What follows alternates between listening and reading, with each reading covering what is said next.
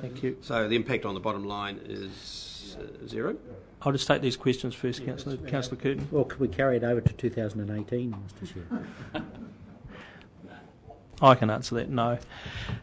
Any other questions, Councillor Dick? Yeah, my question is, has or is the council going to think about the implication of funding down there when Wairoa, already at its own substantial cost, and it's a comparatively impecunious local authority, has built a substantial network and wants to increase it? They've built 5 kilometres of concrete pathway, and they have a plan to do another 13, which the Mayor has indicated he will come to us once they have something on the table. They've got to decide how they're going to do it. To answer your question fully, though, I don't think the council put any money into that. It was done through a whole lot of other means. We put $6,000 in. Oh, 6,000 for a seat, yeah. 12,000, okay. 2 times 6,000. Okay, 12,000, yeah. The question is, well, it's not a question, is it? We'd cross that. Keep in your mind that you're going to, if you punt up for this, you're going to punt up for Wairoa. We'd cross that bridge when we came through it, yeah. Can I just raise one issue, please, Mr Chairman? Just answer that. On item 10.3, I just want to highlight to you that there will be a cost on the general fund in terms of ongoing maintenance for pathways. You need to be aware that maintenance costs are not tied into CPI. They are construction cost index thing, which is very different. So just bear that in mind. Question. Should the resolution actually be that this funding from the facilities fund is granted, then there is a change in the annual plan, and that would need to be included in the annual plan.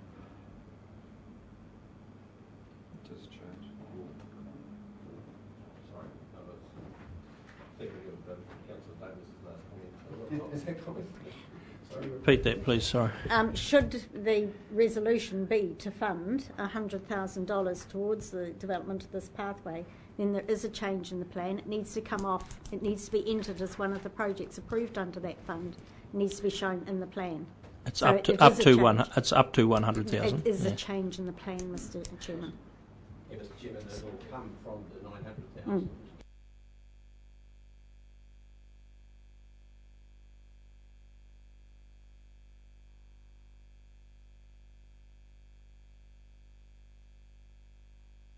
No further questions around this.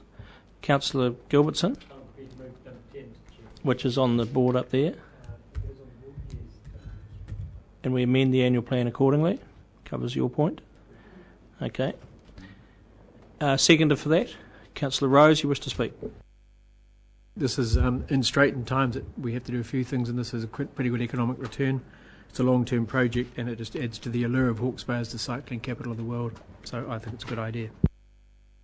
I think it's a good idea too, Mr Chairman. Other speakers, Mr Mohi. Just at the gym this morning, they were reflecting on this coming up, and they did say they got sick of thinking that the regional council thought that their district stopped at Pugipuck. So this will be rejoicing and dancing in the streets tonight. And Councillor Gilbertson goes through town. Mr Chairman, I do support it, but we have to note it is an increase in the level of service. It does increase the amount that we have to maintain, and we are continuing all along to increase levels of service. With that, we actually have to look at how we fund. Councillor Curtin. You'd have to wonder at the priorities, Mr Chair, with Central Hawke's Bay's, for example, wastewater distribution being in the state it's at. I wonder whether $100,000 would be better spent so that they, rather than the pathway, they're not standing in their own stuff. And that's a possibility if they don't get on and make a decent job of their wastewater. I wonder whether this is the best priority for Central Hawke's Bay. Chairman, this is a long-term project. If and when the dam's built and the economy takes off again, this little glitch we're undergoing at the moment will be just a distant memory, and we will march to sunny uplands of prosperity, and this will be a jewel in the crown of Central Hawke's Bay. and the Tukatuk will flow clear and pure because the oxidation ponds will have been fixed. So I think as a long-term organisation, environmental organisation, this is a very, very good project, and it complements the millions of dollars that we've already spent up in Hawke's Bay proper. So thank you for your support. Thank you, Councillor, for wrapping that up. I'll put that motion, and all those in favour please say aye. Contrary, no. Carried. Thank you. Right. Now we get to Wairoa, 53, Riverbank Maintenance and Walkway.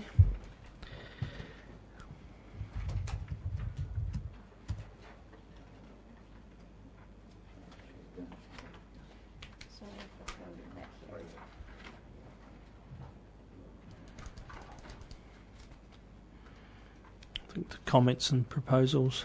Question, Mr. Chair. Is it true that Wairoa has no debt and $8 million in the bank? No net. No net, did you say? Or no debt? No, fishing debt's no debt. $8 million in the bank. I'm not entirely sure on the money in the bank. This annual plan, they move into quite a bit of debt with the Mahia wastewater scheme and the upgrade to the water supply to the town. I think they get close to 7 million debt, I think. But I have to. The annual plan's just coming out, but I haven't seen it. Whatever relevance that has. But any other questions? Someone happy to move that? We're just getting that up there now, are we? Happy to move. Second. Any speakers? Put that motion, and all those in favour please say aye. Contrary, no. Carried. Thank you for sticking around, Mr. Maxwell. Water management. I know you were present through those presentations. You have a question, Councillor Rowe? Well, thank you, Mr. Chairman. This, for me, was probably one of the more exacting set of submissions that we had, and I rated it very seriously and took a lot of interest in it. I guess the presentations I thought were very good from the submitters, and I thought they were very clear and very much to the point. And probably, if any councillor wasn't quite aware of the situation before we started, they will certainly be fully informed at the end of the submissions. I suppose the question I have for Mr. Maxwell is, he's aware of the problem as much as anybody sitting around this table, and certainly as much as I am. Is there any, I was going to say easy answer, I'll just say answer. Is there an answer that this council can give to satisfy these submitters? Maybe it's got to be a long-term answer, but perhaps initially if you could just answer that question, that will get us going. Councillor Rose, I'll have a minimum flow cut-off. The semi-confined is attached to the Raupery stream, correct? So the two different hydrological zones. What became hugely evident through this past season was that the semi-confined scenario with Raupery stream was well managed through community action and transferring and sharing water. And that's what we've been saying now for 4 years, is that by and large, for a big chunk of the Heratonga Plain, existing water take consents, even with higher environmental standards around minimum flows, there's sufficient water to flow around that community, provided they actually stop behaving like a bunch of individuals and start behaving in a community sense. So it's really refreshing to hear, having said it now for a number of years, the global consents, group consents, are a really sensible thing to have that delivered back to us as the community's idea. So nothing like receiving an idea from a part of the community that was resisting it 3 years ago. So I'd make that comment. I do think they put on the table a sensible addition to that thinking, which was a stage or a stepped down process around warnings, Ian, I think. As we're heading towards ban, I mean, we can pretty much track that process over a period of time. In other words, a really good communication mechanism says you need to implement these sorts of transfer measures or efficiency measures or rostering or whatever in a staged process. Makes a lot of sense. So I think that's a real positive, and I think I'd be inclined to say that's worth working with them on, Ian. When it gets to unconfined aquifer attached to river minimum flows, then frankly the only solution for that is storage. And this, dare I say, I'm going to be a bit assertive about it, but hearing ideas that there should be a community committee on the side making decisions over not to implement a ban is not on. And I think that message needs to be delivered really clearly. The solution for those situations is storage and augmented flows. Not on or not on, is it possible to do it under the RMA? No. I think we actually need to understand that we do not have the legal ability to do it. Is that right? Could I follow that up, though? The comment made by His Worship that there is ministerial ability to do it, is that correct? Right, so a water shortage order can be given for an emergency situation. So, for example, if a river's on ban and there's a large fire breaks out, the river can be a source of water for fires. Municipal supplies to ensure lives, human health is protected. That can be provided for, but not for commercial gain. Not for so do you need an act to override it? Like forget about a declared drought, but like a civil defence emergency declaration or a rural fire emergency declaration. It's that sort of declaration. If you wanted to deal with it for irrigation, you'd have to rewrite the Act because it doesn't exist under the Act at the moment. Other questions, Mr. Mohi? Yeah, so in question to the CEO regarding storage, would that have to be what was sort of envisaged a long way away, the Ngāti next stage? Or is there some other idea of storage? Well, there's probably two options. I don't know whether it was actually that many properties were affected by the Ngāti low flow ban. There was a couple of big ones. Big orchard pit fruit issues. But not a large number. There's probably, look, the long-term solution, it's a better one for the river system, better for the community, frankly more cost-effective and has a lot more upside is in the case of the Ngāti is medium scale, what I call medium scale storage. But for an individual business affected directly by that sort of situation in the short term, then whether it's a storage system within their land base, or it's a set of agreements with neighbours in a different hydrological system, is a sensible and practical thing to do. And frankly, from my point of view, that's a business risk, and it should be a business and commercial response to it. Actually, that's probably how I see it. Can, Mr. Chairman, then we switch our conversation to the submitters, Jacqueline and Nigel Burberry. Yep. We've had several conversations with them over the last 5 or 6 or 7 months, and it was certainly disappointing to hear their the negative results they had during harvest. Is there anything, Mr. Maxwell or Mr. Newman, you can offer us to alleviate their immediate problem should there be a drought next year, or will they really have to cross their fingers and wait until the root Hanifa scheme is up and running before we?